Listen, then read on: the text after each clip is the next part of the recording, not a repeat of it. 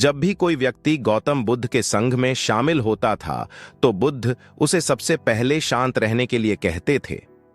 ध्यान की अवस्था में जाने से पहले उस भिक्षु को शांत रहना सिखाया जाता था।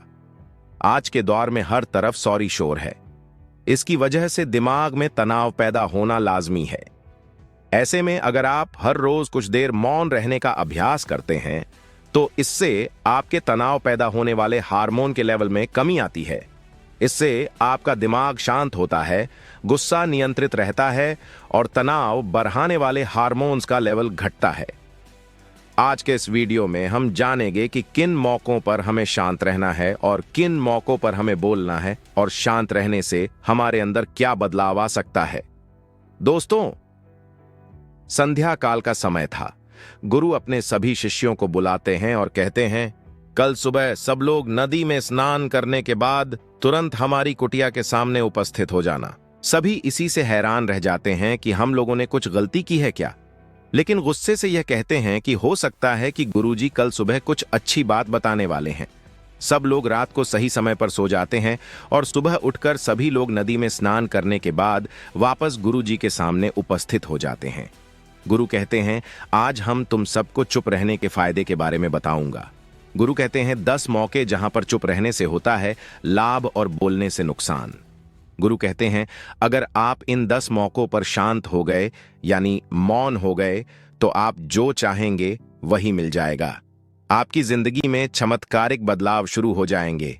जरूरत से ज्यादा बोलना या चुप रहना दोनों ही अच्छी बात नहीं है। जैसे जरूरत से ज्यादा बारिश हो जाना या फिर धूप दोनों ही दिक्कत देती है, उसी तरह अनावश्यक बोलने से भी काफी नुकसान होता है। गुरु कहते हैं कि पहला ऐसा मौका जहां पर व्यक्ति को चुप रहना चाहिए, बिना तथ्य के ना बोले।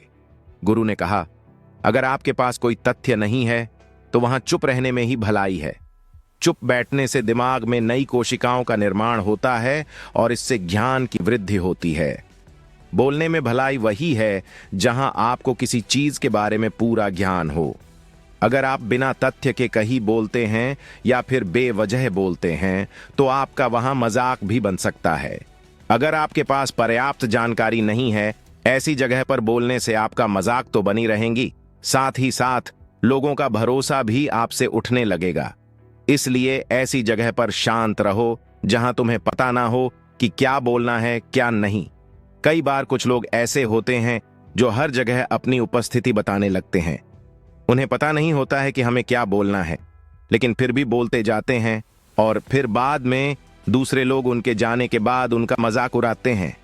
जब तक आपको उस तथ्य के बारे में अच्छा ज्ञान नहीं है, उसके बारे में पता नहीं है, तो वहां चुप रहना ही ज्यादा समझदारी है। गुरु ने कहा, दूसरा ऐसा मौका जहां पर व्यक्ति को चुप रहना चाहिए, शब्दों से ना पहुंचे ठेस। अगर आपके शब्द किसी को मानसिक ठेस पहुंचा रहे हैं तो वहां चुप हो जाना चाहिए। कमजोर व्यक्ति के बारे में कुछ भी बोलकर आप महान नहीं बन सकते हैं। महान आप किसी कमजोर का साथ देने में बनेंगे। कई बार होता है कुछ लोग अपने से छोटे व्यक्ति को भला बुरा कहते रहते हैं। सामने वाला इंसान तो कद से आपसे छोटा है, वह आपको कुछ नहीं बोलेगा, लेकिन आप उसकी नजरों में गिरते चले जाएंगे। हो सकता है कि कल वह भी आपसे पद में बड़ा हो जाए। पद में आपसे जब वह बड़ा हो जाएगा तो आज जो रवैया आपका उसके साथ है, आने वाले समय में वह भी आपके साथ वही करेगा। आप किसी को नीचा दिखाकर बड़ा नहीं बन सकते हैं। बड़ा बनना है तो अपने से छोटे लोगों का इज्जत भी करना सीखे और साथ ही साथ बड़े लोगों का भी सम्मान करना चाहिए। लोगों को लगता है कि अगर वह अकर कर बोलेंगे और सामने वाले को नीचा गिराने की कोशिश करेंगे तो वह बड़े बन जाएंगे, तो यह उन सब की भूल है। बड़े होने की बजाय आप उनकी नजरों में गिरते चले जाएंगे। गुरु ने आगे कहा, इसलिए शिष्यों, तुम सब जब भी बोलना आदर भाव से बोलना, ताकि तुम्हारी बात लोगों को अच्छी लगे। बोलने में भाई बहन, माता पिता, मित्र इत्यादि संबोधन शब्दों का इस्तेमाल जरूर करना। इससे तुम्हारी मान प्रतिष्ठा तो बढ़ेगी ही, साथ ही साथ लोगों की नजरों में तुम समझदार व्यक्ति बनते जाओगे। गुरु ने आगे कहा, तीसरा मौका जहां पर व्यक्ति को चुप रहने में ही भलाई है। क्रोध या घृणा करने वाले लोग, जब कोई अपना या सगा संबंधी आप पर क्रोध कर रहा हो, आपका अपमान कर रहा हो, तो आपको उस वक्त चुप रहना चाहिए। ताकि सामने वाले का गुब्बारा पूरी तरह से फट जाए। आप यदि सही है तो उसे कतई माफीनामा गए और चुप रहकर ही सही समय का इंतजार करें। वह खुद आपसे माफी मांग लेगा जब उसे अपनी गलती का एहसास हो जाएगा। गुरु आगे कहते हैं कि अगर आपका कोई सगा संबंधी आप पर क्रोध कर रहा हो और आप उस समय शांत हैं, तो यह आदर सम्मान देने की निशानी होती है। इससे न कोई छोटा होता है और ना ही बड़ा। अगर आपको क्रोध आ रहा है तो आप या तो वहां से किसी का अनादर किए बिना चले जाए या फिर चुप रहे। क्रोध करने से आपके रिश्ते खराब होंगे। क्रोध करने से हमेशा क्रोध करने वाले व्यक्ति का ही बुरा होता है। गुरु आगे कहते हैं कि एक बार की बात है, एक सांप जंगल से भागते हुए किसी राजा के घर में पहुंच गया। लोगों ने छेड़खानी की तो वह बहुत ही गुस्सा हो गया, जिससे घर में जो तलवार परी हुई थी उसी को लपेटकर कसने लगा और धीरे धीरे उसका पूरा शरीर कट गया। यह गुस्सा उसे खा गया। ठीक उसी प्रकार हमारा गुस्सा भी हमारे शरीर को तलवार की भांति काटता रहता है, उसका ध्यान से खत्म होता है। प्रतिदिन अगर आप ध्यान की मुद्रा में बैठे हैं तो आपका गुस्सा आपके नियंत्रण में रहेगा। गुरु आगे कहते हैं कि यह तरीका है कि आप प्रतिदिन ध्यान का अभ्यास करें। इससे आपके शरीर में जो हार्मोन्स गुस्से को बढ़ावा देते हैं वह सब तुम्हारे नियंत्रण में रहेंगे, जिससे शरीर गुस्से पर आसानी तुम्हारा से काबू पा लेगा। लेकिन एक तरीका यह भी है कि जब भी आपको गुस्सा आए तो आप यह समझने का प्रयास करो, ये क्या मेरा गुस्सा जायज है या नहीं, हमें वहां पर बोलना चाहिए कि नहीं। जब आप खुद इस बात का आकलन लगा पाएंगे तो आपको खुद पता चल जाएगा कि हमें गुस्सा करना चाहिए या नहीं। फिर भी आपको गुस्सा आ रहा है तो आप वहां से हटने का प्रयास करें, वहां से दूर चले जाएं। धीरे धीरे समय के साथ आपका दिमाग शांत हो जाएगा, गुरु ने कहा। चौथा, ऐसा मौका जहां पर इंसान को बहुत ही समझदारी के साथ काम लेना चाहिए, वहां पर आपको चुप रहना ही चाहिए जहां पर उस मुद्दे से आपका कोई संबंध ना हो। अगर आपका किसी मुद्दे से कोई संबंध ना हो तो वहां आपका चुप रहना बनता है, बिना किसी वजह। अगर आप दूसरे के मुद्दे पर बोलेंगे तो यह आपके लिए अनिष्टकारी होगा। इसमें केवल और केवल आपका ही नुकसान है। जल्द ही आप किसी दो लोगों के बीच हो रहे विवाद में जल्दी अपनी टांग न डालें। अगर सामने वाला आपको बुला रहा है अपना झगड़ा शांत करवाने के लिए तो ही आप वहां पर जाएं। किसी की व्यक्तिगत जिंदगी में दखलंदाजी नहीं देनी चाहिए जब तक कि वह व्यक्ति आपको नहीं बुलाता है। अपने झगड़े को शांत करवाने के लिए कुछ लोग फालतू में दूसरे के विवाद में कूद पड़ते हैं। इससे उनके मान सम्मान मर्यादा पर लोग उंगली उठाने लगते। गुरु कहते हैं कि मौकों में पांचवां ऐसा मौका जहां पर व्यक्ति को बहुत ही समझदारी के साथ चुप रहना चाहिए। आपके शब्दों से किसी मित्र को हानि न पहुंचे। अगर आपके शब्द सामने वाले के परिवार या मित्रों की प्रतिष्ठा के बारे में बुरी झलक दिखा रहे हैं तो आपको चुप रहना चाहिए। किसी के परिवार या फिर मित्र के बारे में बुरा बोलने से केवल आप ही बुरे बनेंगे। जो चीज आसानी से खत्म की जा सकती है उसे अपने शब्दों से बड़ा न करे। बिना चिल्लाए बात करने का प्रयास करते रहना चाहिए। अगर आप बिना चिल्लाए कोई बात नहीं कह सकते तो आपका चुप रहने में ही भलाई है। किसी पर चिल्लाने से आपके व्यवहार के बारे में पता चलता है। ज्यादा बोलने से चीजें हमेशा खराब ही होती हैं। कई बार कुछ रिश्ते ज्यादा तेज बोलने की वजह से टूट जाते हैं, इसलिए अपनी आवाज में मीठापन लाएं। आपके शब्दों से आपके दोस्त को हानि नहीं पहुंचनी चाहिए। कभी कभी दोस्तों के जब हम मजाक है तो रहे कि आपके शब्दों से किसी का अनादर ना हो। मजाक को भी हमेशा शब्दों के मायने में ही रखें। जहां किसी को शब्दों से चोट लगे वहां चुप हो जाए। ज्यादा बोलने से हमेशा नुकसान ही होता है। किसी और की प्रतिष्ठा को अपने शब्दों के माध्यम से उसे हानि नहीं पहुंचनी चाहिए।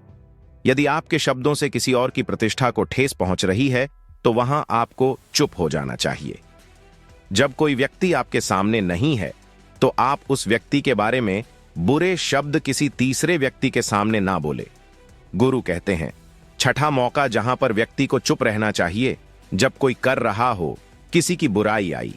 जब कोई आदमी आपके सामने किसी तीसरे आदमी की बुराई कर रहा हो तब तुम्हें चुप रहकर बस सुनना चाहिए। अपनी राय व्यक्त नहीं करना चाहिए, क्योंकि जो आज आपके सामने किसी तीसरे की बुराई कर रहा है वो कल किसी और के सामने आपकी बुराई भी कर सकता है।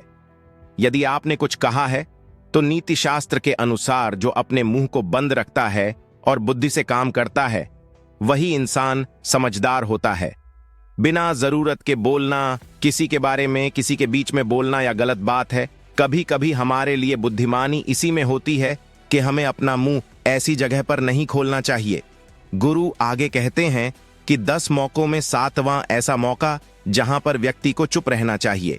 जब कोई नहीं समझे आपकी भावना, यदि आपको लग रहा है कि कोई व्यक्ति आपकी भावना या दुख को या आपकी जो परेशानी है उसको वह समझ नहीं पा रहा है या समझने का प्रयास ही नहीं कर रहा है या वह आपको ध्यान से सुन ही नहीं पा रहा है, तो ऐसे व्यक्ति के सामने आप चुप ही रहें, क्योंकि ऐसे लोगों को आपकी भावना या दुख से कोई मतलब नहीं होता है। ऐसे लोगों को अपना राज बताकर आप पछताएंगे ही बाद में, इसलिए हर किसी को अपने मन की बात नहीं बतानी चाहिए। अगर आपको लग रहा है कि सामने वाला आपकी बात को नहीं समझ पा रहा है, आपकी भावनाओं को नहीं समझ पा रहा है, तो वहां पर आपको नहीं बोलना चाहिए, क्योंकि आज मैं आपका मजाक ही बन जाएगा। जब आपको लगने लगे कि सामने वाला आपकी भावनाओं को ठीक तरीके से समझ रहा है, आप जो कह रहे हैं वह ठीक से सुन रहा है, तभी आप उसे अपनी बात कहें। गुरु कहते हैं कि 8वां मौका जहां पर आपको चुप रहना चाहिए, जब कोई इंसान अपना दुख व्यक्त करे। यदि कोई इंसान अपने दुख या परेशानी को आपको बता रहा है, तो इसका मतलब यह है कि वह आपको अपना समझ रहा है। ऐसे में तुरंत ही उसे समाधान बताने के बजाय चुप रहकर उसके दुख या समस्या को सुने। उसके दुख या समस्या को किसी और को न बताएं। वह इसलिए नहीं बता रहा है कि उसकी समस्याओं का समाधान कर देंगे, बल्कि वह इसलिए भी बता रहा है कि सामने वाला उसकी बात को समझ रहा है। कई बार बताने से दुख कम हो जाते हैं।